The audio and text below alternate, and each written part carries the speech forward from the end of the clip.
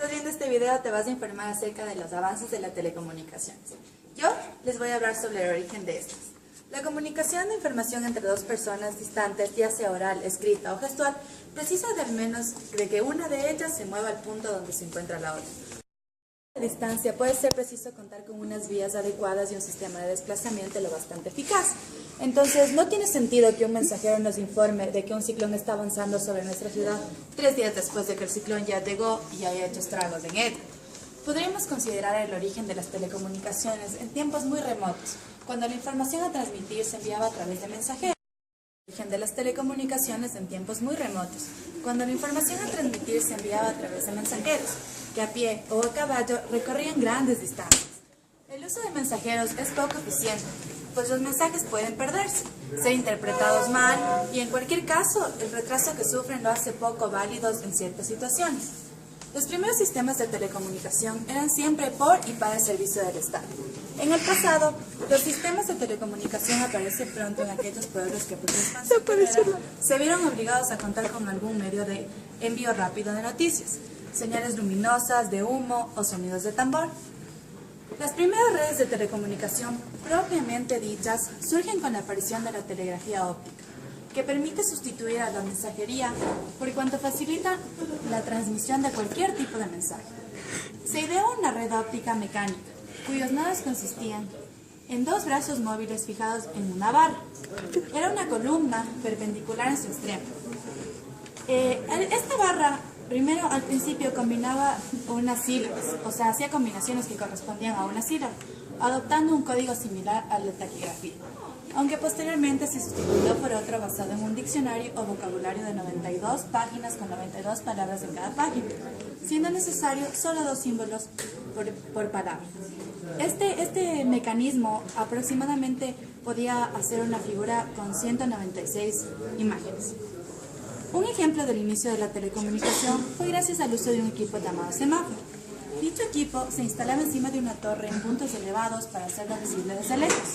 Las torres distaban unas de otras aproximadamente 10 kilómetros y los semáforos se pintaban de negro para ser distinguidos con claridad, aunque no era posible transmitir mensajes por la noche. Este aparato amplió la distancia para una mejor telecomunicación. Y puedo concluir con que la primera línea telegráfica puesta en marcha desde 1794 consistía en 22 estaciones que cubrían una distancia de 240 kilómetros, uniendo Lille con París. Esta línea permitía transmitir un mensaje en menos de 6 minutos frente a las 30 horas necesarias para un mensajero rápido. En el desarrollo de las telecomunicaciones tenemos la creación del telégrafo eléctrico, que fue uno de los primeros inventos que surgieron como aplicación de los descubrimientos de Ampère y Faraday. Este consiste en un aparato que transmite mensajes codificados a larga distancia mediante impulsos eléctricos que circulan alrededor a través de un cable conductor. En 1866 se instaló el primer cable transatlántico que unía América con Europa, permitiendo así la interconexión de ambas redes telegráficas. La telegrafía se había impuesto ya por esa época en otros países. Continuando con el desarrollo de las telecomunicaciones, tenemos al telégrafo eléctrico, que fue uno de los primeros inventos que surgieron como aplicación de los descubrimientos de Ampère y Faraday. Este consiste en un aparato que transmite mensajes codificados a larga distancia mediante impulsos eléctricos que circulan a través de un cable conductor. En 1866 se instaló el primer cable transatlántico que unía América con Europa, permitiendo así la interconexión de ambas redes telegráficas. La telegrafía eléctrica se había impuesto ya por esa época en otros países de Europa. La telegrafía incluye varias formas recientes de transmisión de datos, tales como fax, redes electrónicas o redes en general, redes. Los mensajes de telegrafía eran enviados inicialmente por operaciones de telégrafo, que estaban en código Morse y eran conocidos como telegramas. Posteriormente, los telegramas serían enviados a través de unas redes de telex, definiendo lo que anteriormente dijimos. Un telegrama es así un mensaje de texto breve que se envía rápidamente mediante una codificación.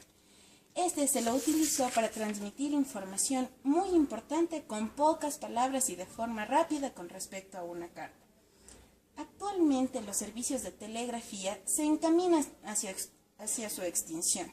Como por ejemplo tenemos a Western Union, la compañía de telégrafos dominante en los Estados Unidos que desde su fundación en 1856 se reorganizó debido a que esto de la telegrafía ya no era tan rentable, por lo que ahora se dedican más a la transferencia de dinero y servicios conexos.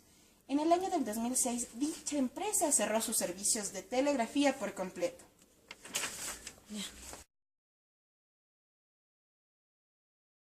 De las telecomunicaciones, tenemos el invento del teléfono y las redes de telefonía. En febrero de 1876, Alexander Graham Bell registra la patente de su teléfono basado en el principio de resistencia variable. Este teléfono, en esencia, consta de un transmisor, un receptor e hilos unidos por un hilo metálico a través del cual pasa la electricidad. En la evolución de las telecomunicaciones, tenemos el invento del teléfono y las redes de telefonía. En febrero de 1876, Alexander Graham Bell registró la patente de su teléfono basado en el principio de la resistencia variable. Este teléfono, en esencia, consta de un transmisor, un receptor, unidos por un hilo metálico, a través del cual pasa la electricidad. El teléfono pasó a evolucionar rápidamente, lo que permitió incrementar la calidad de la voz transmitida, la distancia y la distancia de alcance. En 1876, año en el que se crea la empresa Bell, Thomas Edison patenta un transmisor mejorado con el que pasa en un bloque con un granulado de carbón que varía su densidad y conductividad en función de la presión de las comunicaciones telefónicas. Se llevan a cabo uniendo los teléfonos directamente, por lo que dos personas que deseen hablar tan solo deben comprar un teléfono y unirlo con un cable hasta el otro. Esto implicaría que para conversar con 3 personas necesitaríamos 6 cables y 12 aparatos telefónicos. Un paso adelante en la solución de este problema se puede llevar a cabo separando la conmutación de los otros usuarios. De esta forma, todos los usuarios que llevan una línea hasta el conmutador, disminuyendo el número de líneas necesarias hasta el número de números telefónicos. Una persona llamada operadora se encargará de puntear los 2 conectores correspondientes a los usuarios que deseen mantener una comunicación. Cuando el número de centrales es pequeño y no están geográficamente muy separadas, compensará económicamente unir todas las centrales entre sí. Pero cuando la red crezca, debemos aplicar en la electromecánica, lo que originó la aparición de señalización entre el teléfono y las centrales automáticas. De esa época datan los teléfonos con marcación por pulsos que aún hoy, un siglo después, continúan vigentes. El transporte de la voz se digitalizó, lo que permitió compartir los medios de transmisión entre miles de conversaciones. Posteriormente también la señalización fue digitalizada, lo que dio lugar a la aparición de nuevos servicios sobre la misma red telefónica. Aparecerán redes especializadas en el transporte digital de la gran capacidad, basadas en la fibra óptica y las redes exclusivamente dedicadas a la señalización, a la gestión y al mantenimiento. Todo ello será tratado en temas sucesivos, pero no hay que olvidarse que el funcionamiento básico de las redes de telefonía es el mismo expuesto en este capítulo y basado en la conmutación de circuitos, es decir, una asignación o un camino circuito por el tiempo que dure la comunicación y su posterior liberación.